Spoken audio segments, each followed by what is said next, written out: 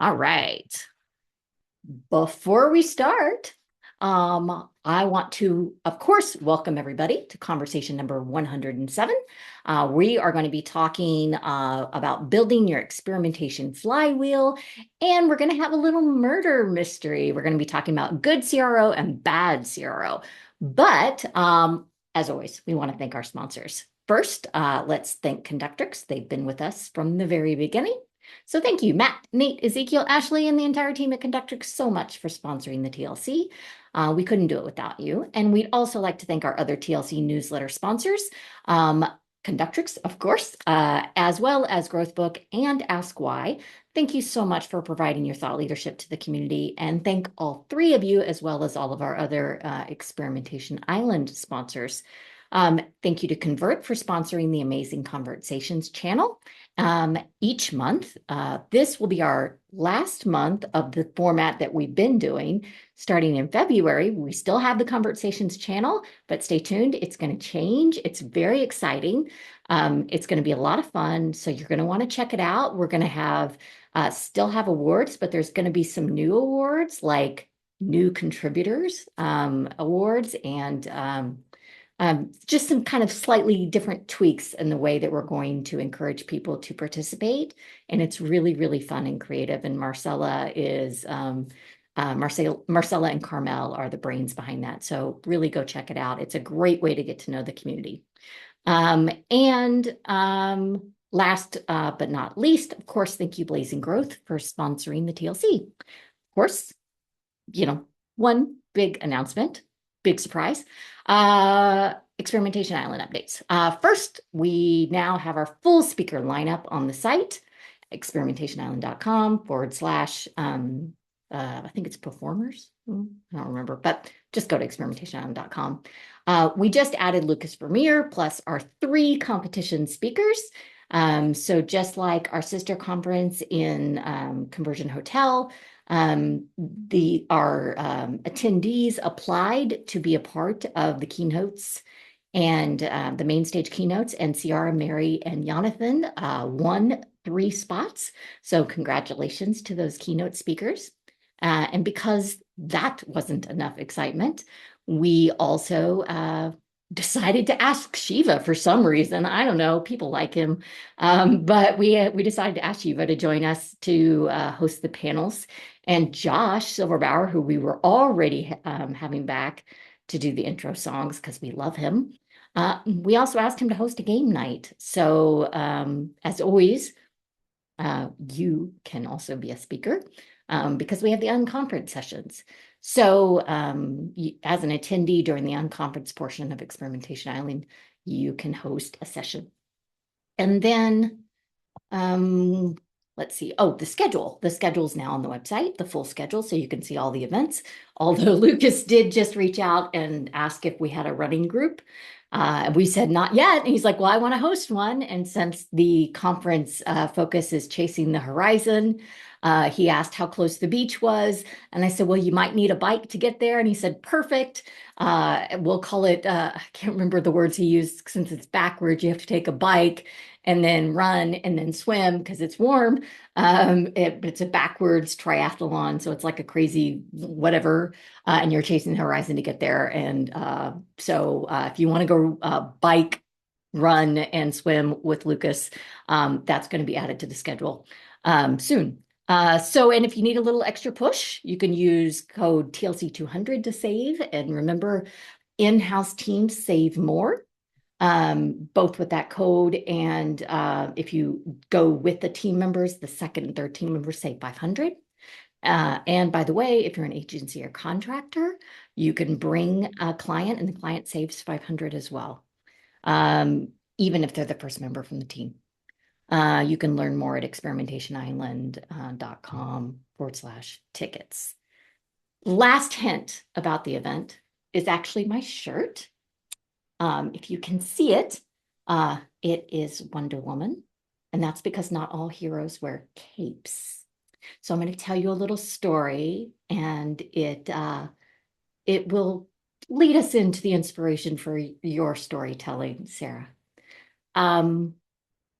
Every conversion hotel in Experimentation Island has a theme. Last year, if any of you attended Conversion Hotel, you'll know it was the jungles of AI.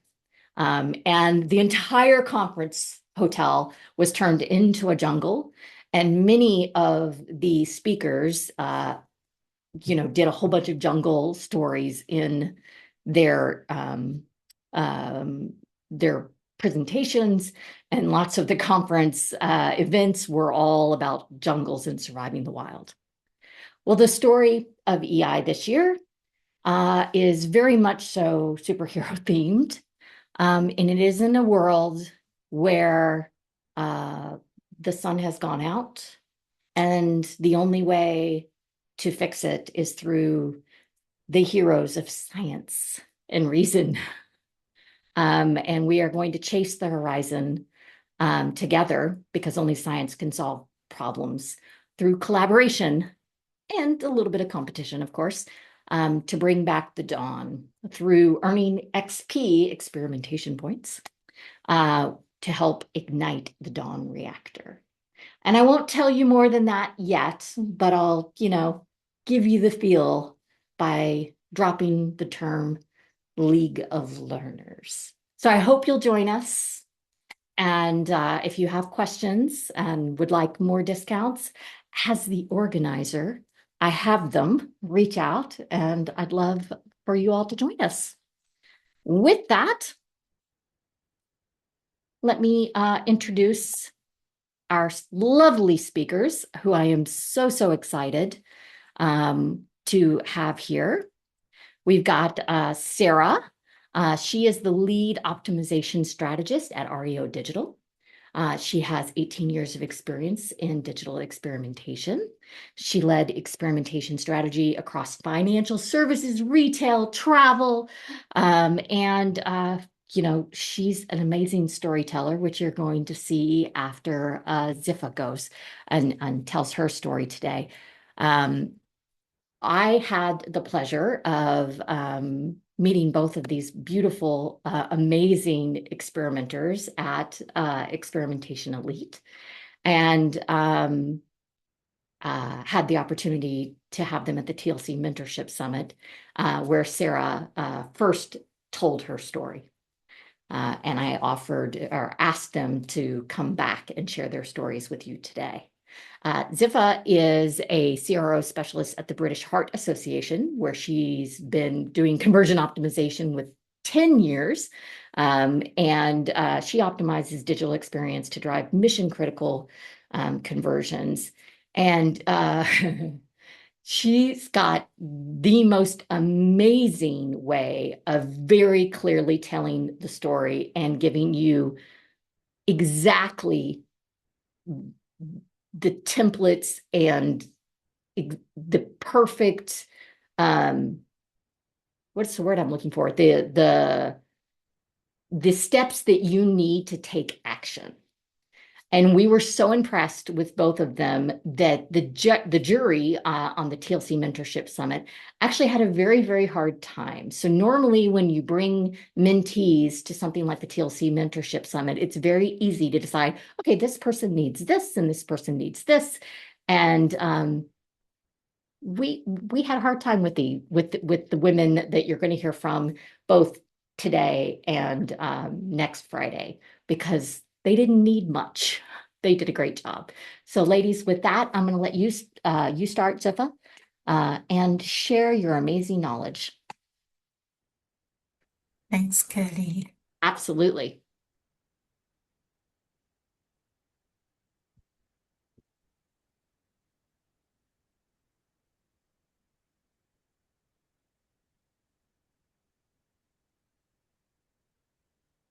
Okay, hi everyone. Welcome to today's TLC. My name is Dzifa Mensah, and this is my presentation on how you can build your experimentation flywheel. So I'm sure that in the audience, we have people from different maturity levels in experimentation, right? Not you yourselves, but your organizations. And so I will be talking about the three things that you need and the three stages that everyone can probably fit themselves in right now. And wherever you fit yourself, I will tell you what you can do to move to the next level. With that being said, let's go. Okay, so we ran 50 tests last year. Anyone had anything, like this before? Like we're usually big on the numbers, how many tests we ran and, all of the fancy stuff. But most of the time we do not tell everyone else if it moved the needle or not. And this is what experimentation is really about. Well, tests are nice. The number of tests you run every year or every quarter are great, and we all love to talk about them and share them and explain them and write them on LinkedIn. But really and truly, did it move the needle in your organization? If it didn't, you might want to pay attention a lot more. Okay. So when it comes to experimentation, I know that for different organizations, it sits in different places, right? So for some people, it sits in product, for other people, it sits in UX, and then for some people, they have a whole experimentation like CRO team. Wherever experimentation is located in your company, you need to know how to maximize these three things. So the first is volume, the second is value, and the third is velocity. Let's go straight into volume. The number of tests you run is important. However, it's only important if you add on the other things we're about to talk about. Now, if you are the early stages of your company, you probably have like low of early stages of experimentation in your organization. You probably have just a few tests, being run in a year. It's run here and there. If somebody comes up with anything that you guys want to run, you run. There's no like structure around it. And then if you're in a more structural organization, you're probably running several experiments in a year.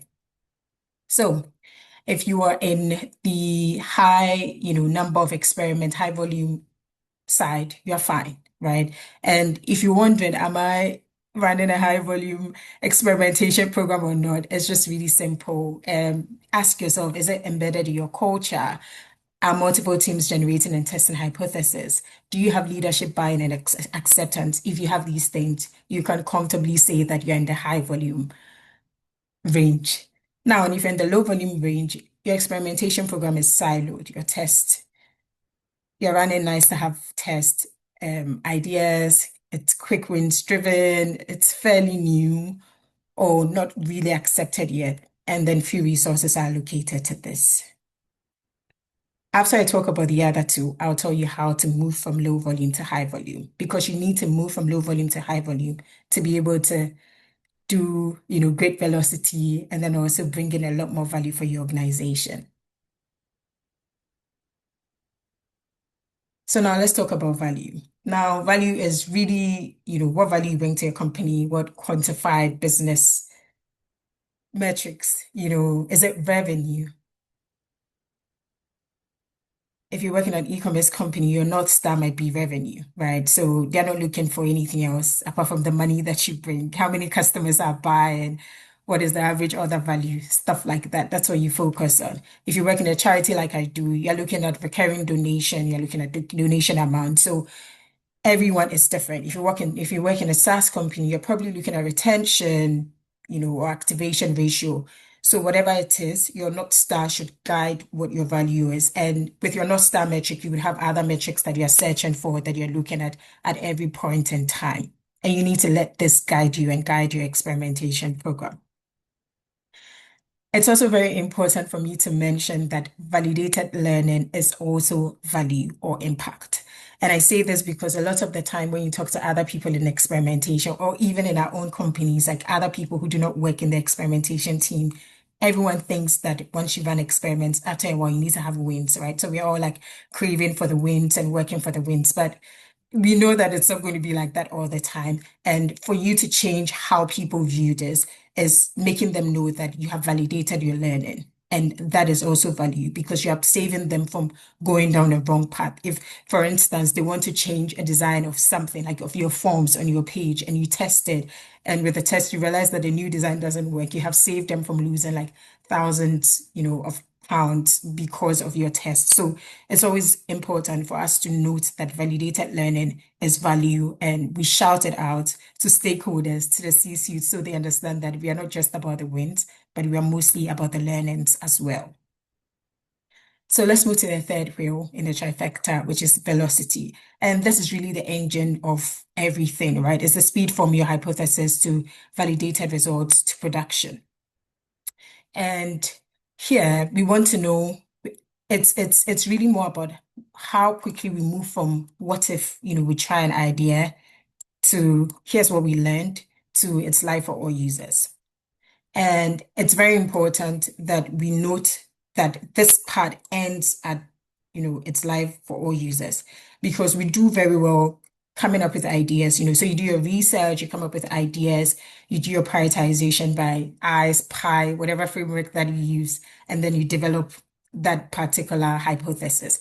And then you go ahead to test, you analyze, you have your decision, and if it's a win, some people let their wins sit in the docks for too long. The time to ship is usually a forgotten metric that we look at, but it's really important. Imagine that you're running tests, they're running tests, they're running tests, and after you run the test, you probably like keep it in your test too, whether you're using like VW or A/B testing, just change the audience like 100%, but you never actually take that to the tech team and let them build it.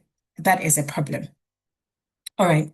So now let's talk about the evolution, right? So how you evolve from step one of low maturity to like medium maturity or developing maturity to actually getting to the right point that every experimentation program should seek to get to.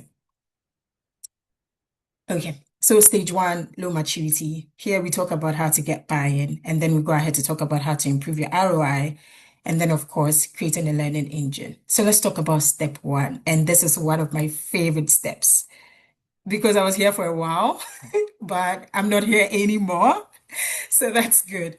So at this point, you want to focus on volume. You probably are running like 10 tests a year, or, as and when people think that you should test, they say, oh, test this, and then you test it. You should focus on volume at this point. Now, it should be data-driven test or stakeholder request. And I know that stakeholder request can sometimes be based on gut feeling or on what they have seen other people do or what they think it's done. This is not the time for you to complain. This is a time for you to embrace it all and test it because what you're trying to do is to build confidence from these people.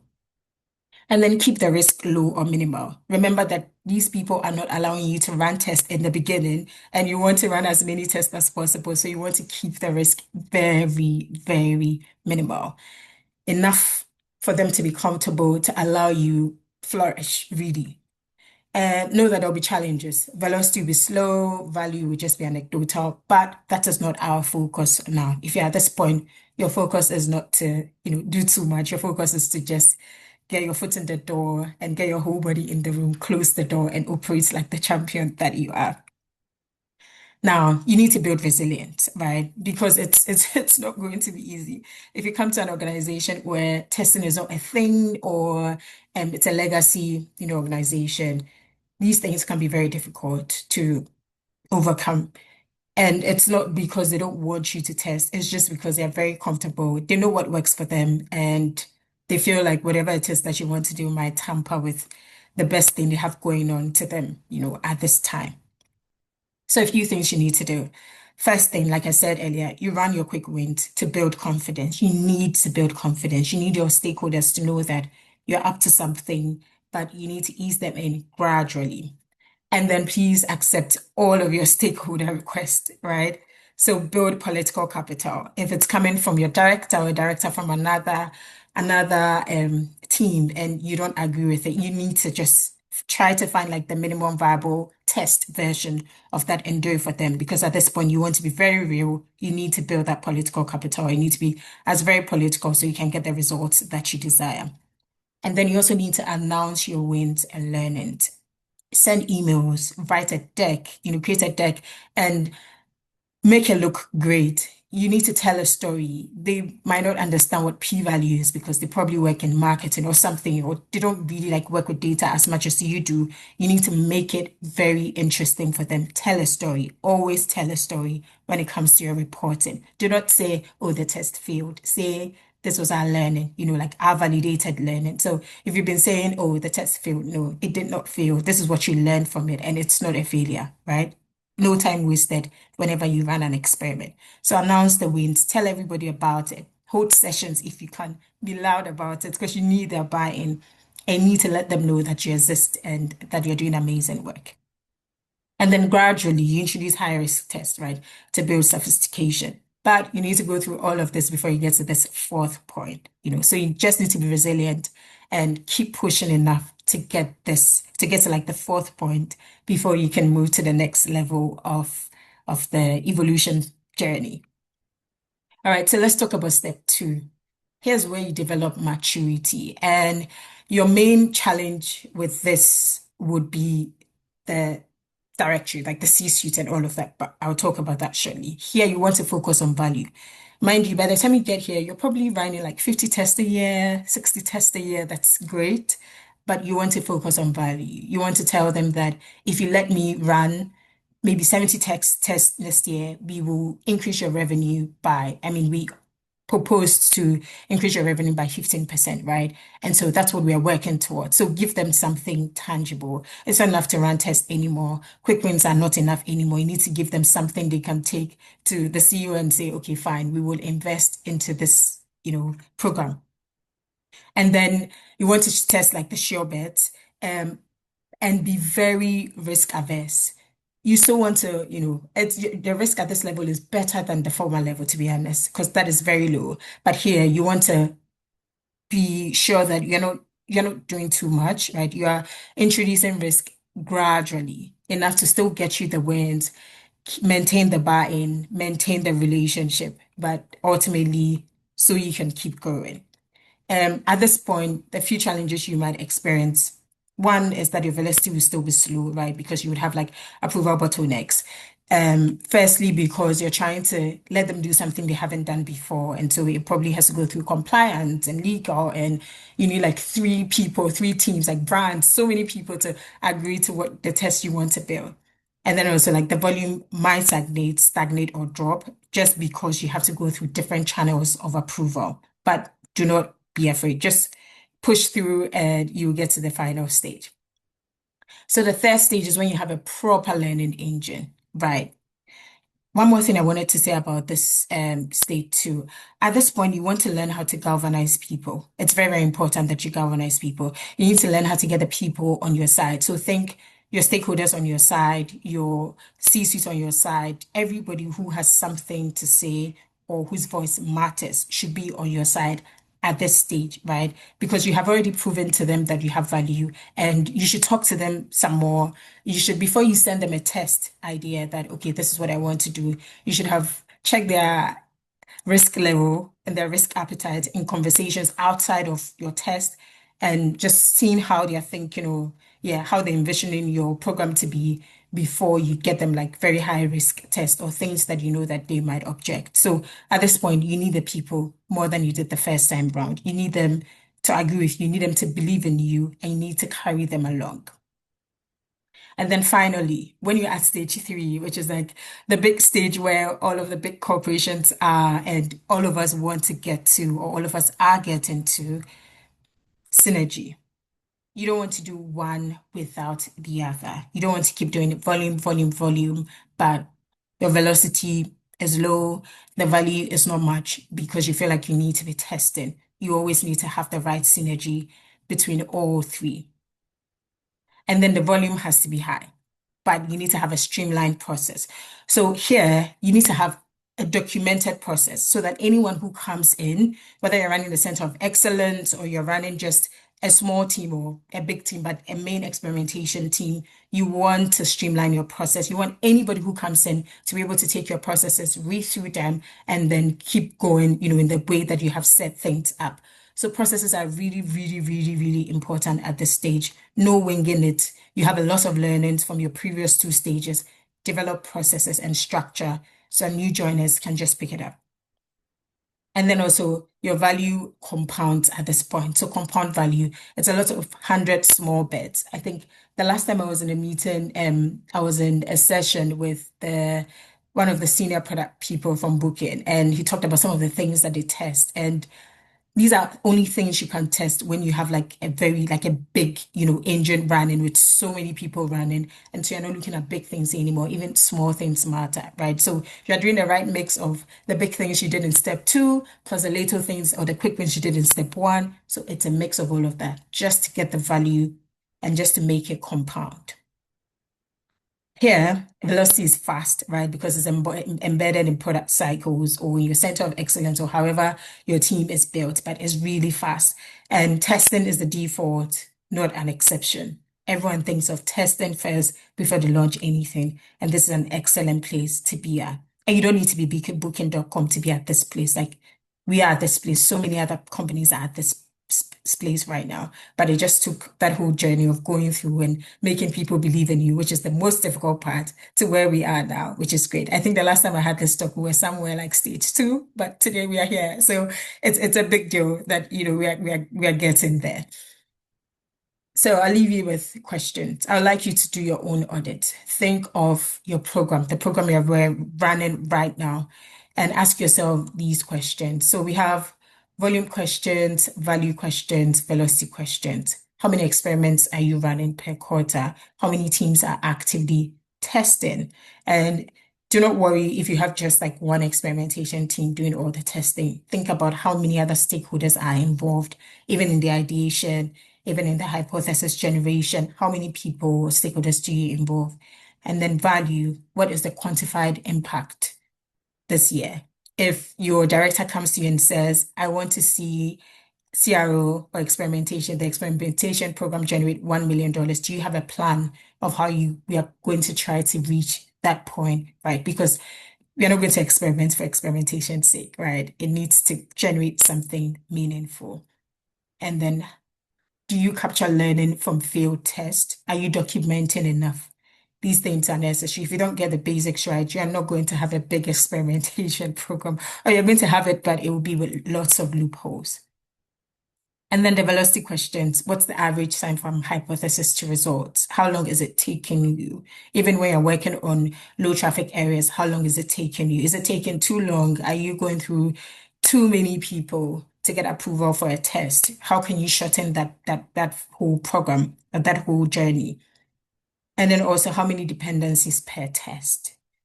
And think of how to narrow that down. Score yourself is from a 1 to 5 scale, one being and then five being yeah, we are getting there type of thing.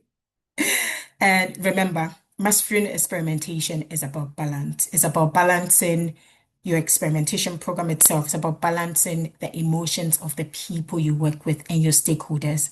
They know their product more than you do. Never forget that. You are trying to help them optimize their product and help the organization reach its business impact, but you're not all knowing. You need to work with these people. Always remember, people are very important, and that goes beyond your whole team, but to the whole organization and every stakeholder that you need to work with. So balance your relationship with your stakeholders, with your test, with the volume of tests you run, with your speed of, between hypothesis to results to production, and finally, the value that you're giving the organization. Yeah, that will be all for today. Thank you very much. Thank you so much. Does anybody have any questions before we launch Miss Sarah?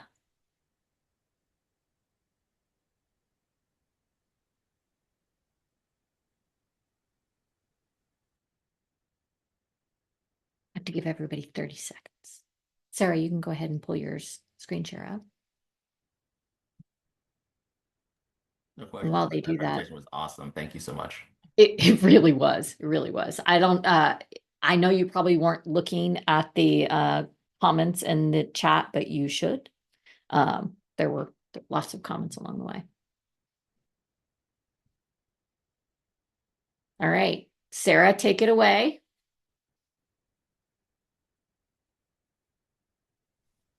Thanks. Let me just move this window out the way. Can everyone see my screen okay? Is it Yes, all ma'am. okay? Yep. All right.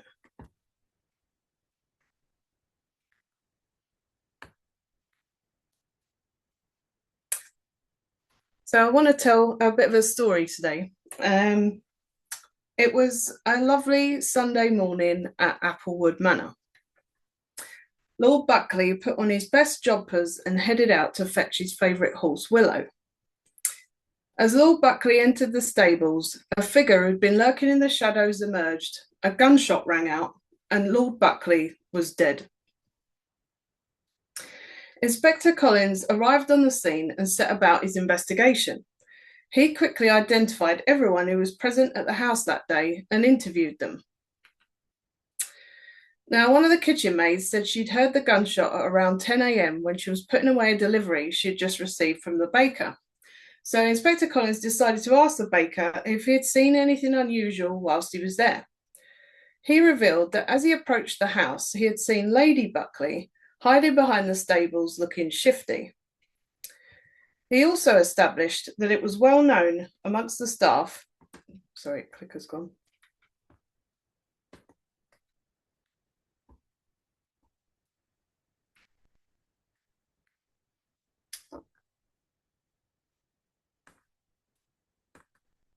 Sorry, something's gone wrong here. Always try the arrow keys if the clickers break.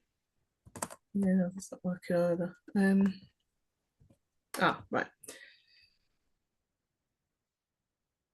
He also established that it was well known amongst the staff on the estate that the only thing Lady Buckley loved about her husband was his considerable fortune that she was set to inherit. But would a lady know how to use a gun? Talking to the gamekeeper revealed that despite appearances, she was a dab hand with a rifle on shooting weekends. Inspector Collins had seen all he needed to see. Well, that solves it then. She had the means, the motive, and the opportunity. It's normally always the spouse in these situations, trust me, I've seen it so many times before. Lady Buckley protested her innocence, but was swiftly arrested and put behind bars. She pleaded with Inspector Collins that he had got it all wrong, but to no avail. Lady Buckley used her one phone call to contact the only person that could save her from her fate. Inspector Brandon was a family friend who had an impressive track record of solving cases and an even more impressive moustache. He agreed to take the case and set about his own search for the truth. And sure enough, he was able to prove Lady Buckley's innocence and identify that it was actually the butler who did it because he was sick of ironing Lord Buckley's socks. Now, Inspector Brandon had exactly the same briefing and exactly the same access to the estate and the witnesses as Inspector Collins. So how did these two detectives come up with a completely different outcome? And more importantly, what the hell has this got to do with CRO? Well, when I was first asked to do this talk about why I love CRO, I had to stop and think, why do I love CRO? So I looked back at my career to see what I enjoyed, see if I could find a common thread. At university, I studied biomedical science, where I gained a good grounding in the scientific method. Now, these experiments usually involve petri dishes rather than landing pages, but the process is exactly the same. After university, I then fell into my first proper job at a financial publishing company in a digital marketing role. And there I learned all about direct response marketing, where testing was essential to develop the right message for the right user at the right time. I also learned two valuable principles. The first was ready, fire, aim. You develop a concept, test it quickly, and then worry about refining it later so you can learn and move at speed. And the second was accelerated failure. We got the message, we don't mind you failing as long as you fail as quickly and as cheaply as possible and apply what you've learned moving forwards. So I was working for a company that had created a culture of experimentation before that phrase even existed. And for the past 7 years, I've been tying both of these experiences together at Rio Digital, where I'm the lead CX consultant. So my job is to improve my client's site experience through research, strategy, and testing. And in my spare time, I like researching my family history. I love piecing together historical records so I can tell the stories of my ancestors' lives. I love a pub quiz, and I also love a murder mystery, but not just any sort of murder. I'm talking about the type of murder that happens on a tropical island or a country estate where the killer's motive was to stop their arch nemesis from beating them in a baking competition. So, you know, feel-good murders. So I thought, well, what is the common thread here? Why do I love CRO? Well, I came to the conclusion that it's because I love a detective trail. I love gathering the evidence together to tell a story, using it to formulate a theory, and then putting my theory to the test. And the more I thought about it, the more I thought that the traits of a good CRO are very similar to the traits of a good detective. So I thought it'd be fun to have a retro on Inspector Collins' investigation to see where it all went wrong. So let's pick apart what he said when he thought he'd first solved the case for clues. He said, well, that solves it then. She had the means, the motive, and the opportunity. It's normally always the spouse in these situations. Trust me, seen it so many times. Inspector Collins had followed the scientific method. He had diligently gathered the data, and he had concrete evidence that she was at the scene of the crime, she had a motive, and she was capable of firing the shot. So what was he missing? Inspector Brandon was curious if there could be another reason why Lady Buckley was at the scene of the crime. Why else might a woman be lurking near the stables run by a very rugged groomsman just as her husband was about to go out for a couple of hours? Finally, they confessed their affair. Inspector Collins had based his theory on the evidence, but he was missing this one crucial piece of information that completely changed the narrative. And as CROs, we can fall into the same trap. We're told that to be a good CRO is to be data-driven, but to be led by the data is not always the guaranteed way of getting to the root cause of the problem. The data can lead us down the wrong path if we're not careful. In his book, Thinking Fast and Slow, Daniel Kahneman described a type of cognitive bias called what you see is all there is, which he shortens to WYSIATI. So the brain likes to think fast because it saves time and energy. So it jumps to conclusions from the evidence it has available. It doesn't stop to consider if the information is correct, and it doesn't consider if the information is complete. So this is great for making decisions under pressure. If you're in a room with a tiger, you haven't got time to analyze the situation, you just need to decide to get out of there. But this kind of thinking can lead us to the wrong conclusions. An example of this from my recent strategy work involved a form-based funnel where when I first saw step 4, my first gut instinct was that I'd been kicked out of the funnel back to the start because it looked exactly the same as the first page. But we know we can't rely on our guts alone, so our UX team ran some user testing, and they also found the same thing, that the users were saying, what's happened, am I back at the start? And they were confused. So I added this to my list of problems that I definitely needed to solve. But later, when we did get the analytics working, I saw that the drop-off rate on this step was actually only about 3%. So it didn't have a major impact on conversion rate. It was just a red herring. But how can the drop-off rate be not be that high when we've got strong user testing evidence to say that it was causing a problem? So I look back at my own experience of this issue, and when I first faced it, I was confused momentarily, but I did manage to kind of figure out what was going on and continue. And the users were the same, really. They managed to figure it out and continue with their journey. So it was a problem, but it wasn't a showstopper of a problem. You could get around it. So if we had solved this, it wouldn't have likely caused a dramatic shift in overall conversion rate. So I deprioritized the idea and instead focused somewhere where the drop-off rate was higher.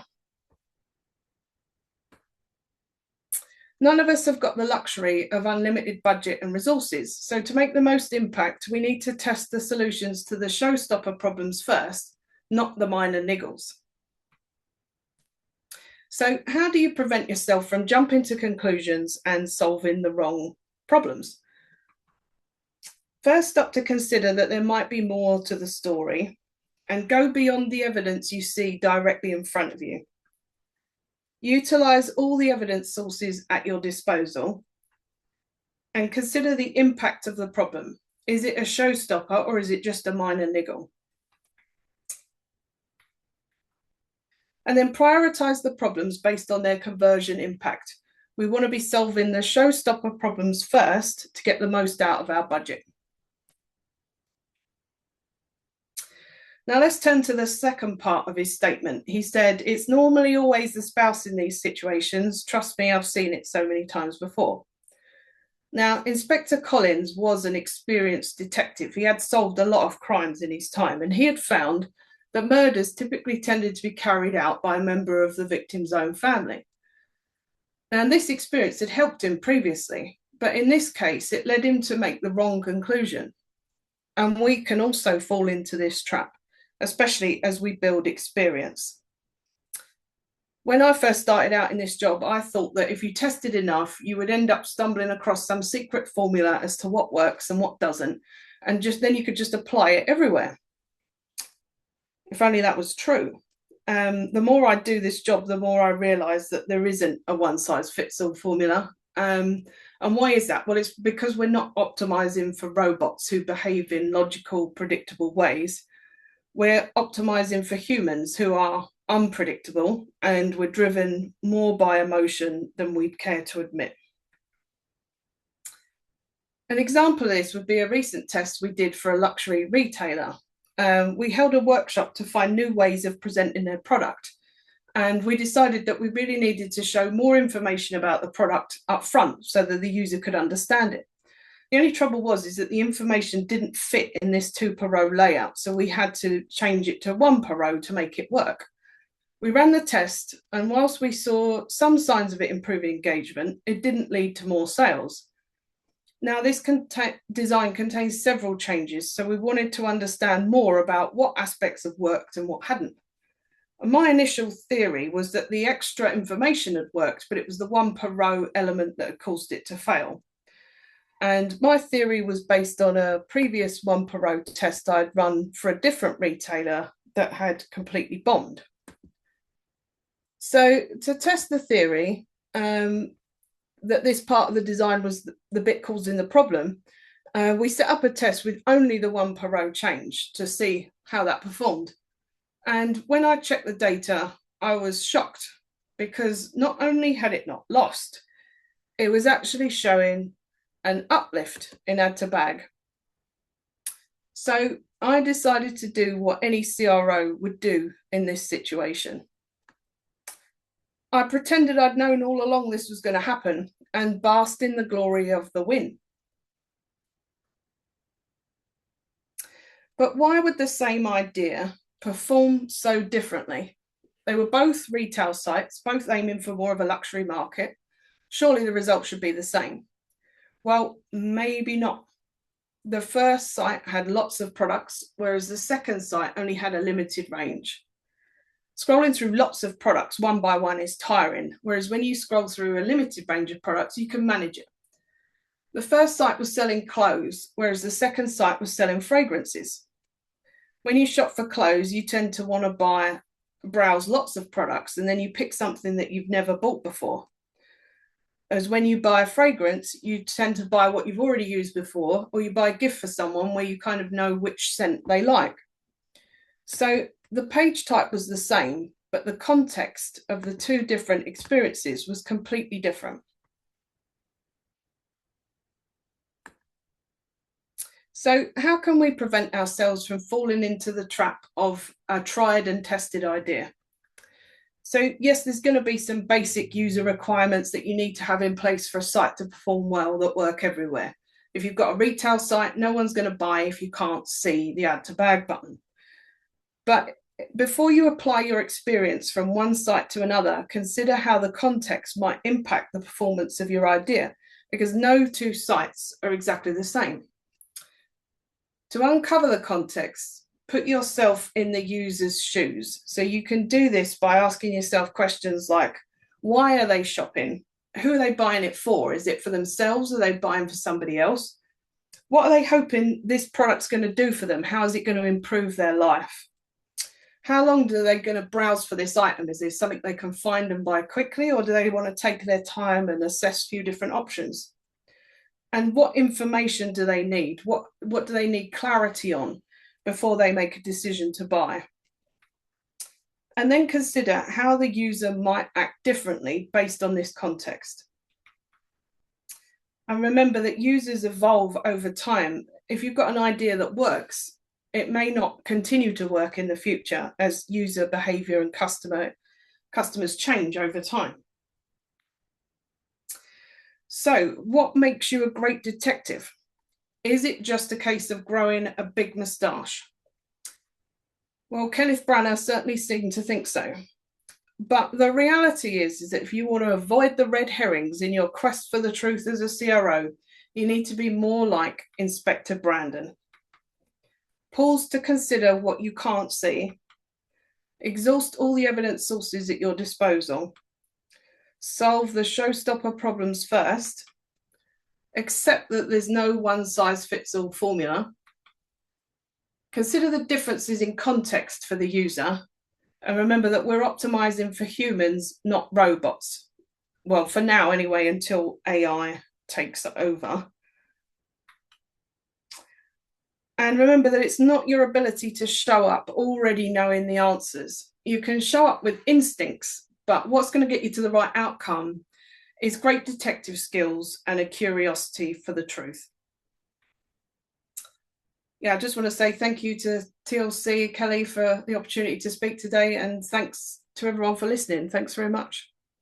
Thank you both. That was awesome. And I got to bring out my inspector hat. That's my husband. Nobody tell him. Although it is hot under there. But yeah, great job again, both of you. Learned a lot. I actually even learned more this time because last time I was so busy like taking notes and scoring and trying to figure stuff out. So that was fantastic. I grabbed the screenshot of the red herring and I put it over in the TLC calls channel because I remember at the talk at Experimentation Elite that I loved that image and I wanted to get it at the time, and then I forgot in all the hullabaloo. But I grabbed it and I put it in the chat in the TLC calls channel because I want to like put that in like every results deck ever. Like, ignore me. This is fake. This is inconclusive results. This is not real. Or like every time somebody's like, yeah, but what about this metric? That was not your primary metric. Ignore it. I can't wait to use it. Thanks for that. Does anybody have any comments, questions, thoughts about anything? You can take yourself off mute. You can shout about it. Anyone? Add anything? Andrea, are you still here? Of course I'm here. I want to see your face. I'm here. Y'all, Andrea's going to be here next week doing her talk from the TLC Mentorship Summit. So real quick, round of applause for Sarah and Dzifa. Great job, ladies. And then everybody that's here this week, want to remind you, come here next week, support Andrea, and we'll get to hear Andrea's talk. And Andrea, what are you going to be talking about? So it's going to be an interesting one because I am coming from a research perspective. I am a UX researcher by nature. So I will be connecting UX research and experimentation and explaining how research allows experimentation strategies to mature a lot easier.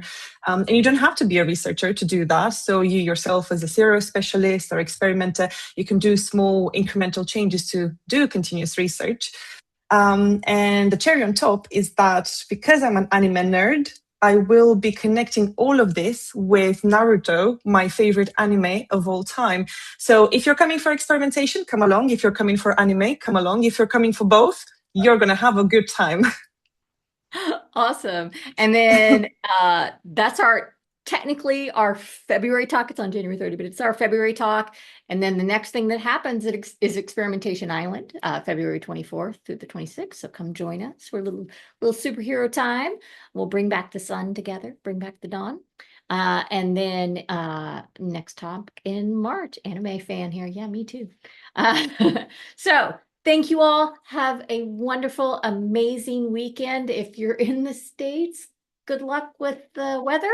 And for those of you on the other side of the pond, time to have maybe a bevy. I don't know. The rest of us have to finish our workday first. Have a great weekend. Thank you all. The recording will be live in the next 2 hours, probably. Take care. Thanks, Bye. Kelly. Thanks to all our Thank speakers. you. Thanks, Bye. everyone. Bye.